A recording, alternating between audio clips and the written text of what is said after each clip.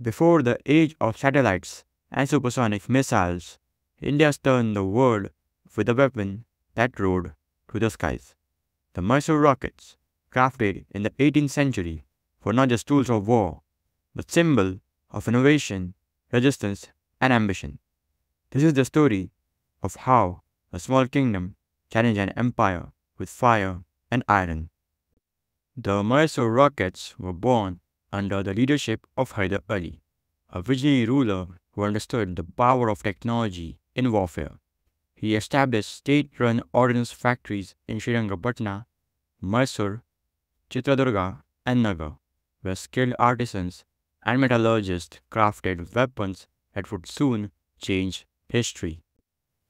Unlike earlier bamboo rockets, Mysore's innovation lay in the iron casing. These rockets were about a meter long, packed with black powder, and could travel up to 2 kilometers. Their iron tubes allowed for higher pressure and greater thrust, while bamboo shafts and stabilizing fins gave them surprising accuracy. Tipu Sultan, Hyder Ali's son, took this technology to the battlefield.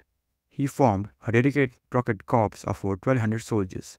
In battles like the siege of Seringapatam, these rockets created chaos, screaming through the air, bursting unpredictably, and terrifying British troops. The psychological impact was immense. After Tipu's death in 1799, the British seized hundreds of Mysore rockets and took them back to England. Inspired by their design, Sir William Congreve developed the Congreve rocket, which was later used in the Napoleonic Wars and War of 1812. The Mysore rocket had gone global. India's innovation had reshaped European warfare. Tipu's arsenal was vast, over 300,000 of firelocks, 20,000 of cannon, and thousands of rockets. His military strategy blended traditional warfare with cutting-edge technology. Today, some of these rockets are preserved in British Museum, silent witnesses to a forgotten chapter of Indian science and resistance. Tipu Sultan wasn't just a warrior. He was a strategist, a diplomat, and a technologist. He corresponded with the French, sought alliances, and envisioned a modern Mysore. His use of rocket was part of a broader vision to defend sovereignty through innovation. India's journey in rocketry didn't end with Tipu.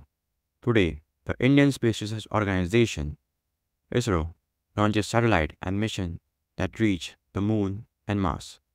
But it all began with iron tubes and black powder, proof that the spirit of innovation runs deep in India's history. So, why don't we hear more about Mysore rockets? Well, colonial narratives often overshadowed indigenous achievements, but now historians and educators are reviving these stories, reminding us that India's scientific legacy is older and richer than we have been told. The Mysore rockets weren't just weapons, they were a declaration. A small kingdom dared to challenge an empire, not just with courage, but with science. As India continues to rise in technology and defense, it's time we honor the legacy of Hyder Ali, Tipu Sultan, and the fiery rockets that once lit up the skies of Mysore.